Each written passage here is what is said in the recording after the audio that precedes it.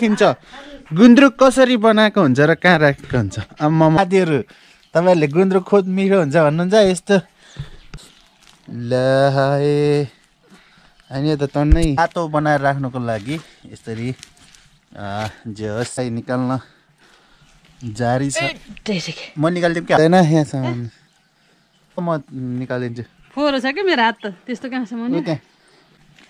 कल्ला बस्दा बसिन्न ल बस्न पनि आएको छैन त कसै छैन के हो कति दिनको यो भाइ 9 दिन 9 दिने गुन्द्रुक पुरा यो अर्को मोटो ल्याउ टाउको हाइ अर्को मोटो ल्याउ एउटा छ बास्ने यो के हो डब्बामा प्लास्टिकको गुन्द्रुक बास्ने आखै नै खोलेपछि आउँछ चमन पर्छ म तल बारीमा लानु पर्यो हात धोएर जानु पर्यो गुन्द्रुक भोगेर चाहिँ बारीतिर जाँदैछु बारीमा हामी चाहिँ यो गुन्द्रुकलाई हामी जस्ट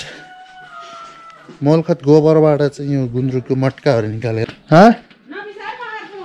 ल ल ल कहाँ हो लाने त्यसपछि गुन्द्रुकको मजा भनेको चाहिँ म तपाईँलाई फेरि देखाउँछु के गर्दै हुनुहुन्छ तपाईँले गते टिप्दै हुनुहुन्छ बसायो त गुन्द्रुक त हौ बसायो कि गनायो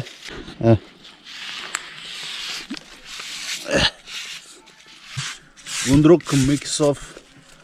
हाम्रो सबै साग गाउँघरमा यसरी डोको बोकेर मिलमा जाने छ खोला खोलाको बाटो हिँड्नु पर्ने स्थिति हुन्छ किन भन्दाखेरि यस्तो बाटो चाहिँ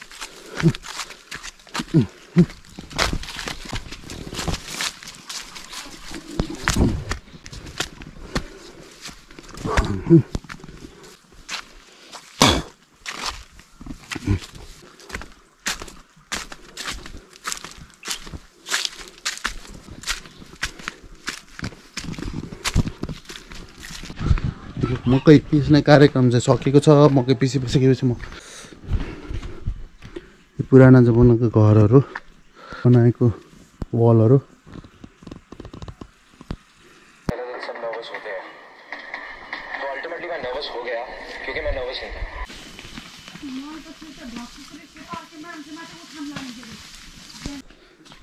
सो गाइस बेसिकली